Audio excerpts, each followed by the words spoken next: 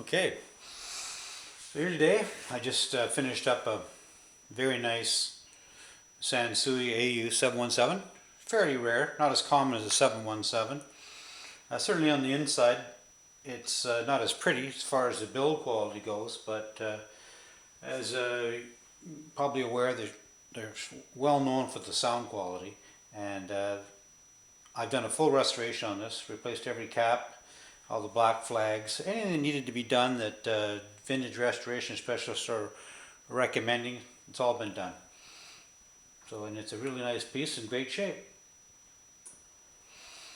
So we'll look for a protection light. Good to go.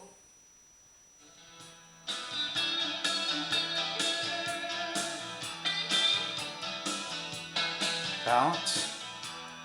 These are just my little test speakers. Controls, smooth. And phono, all important phono.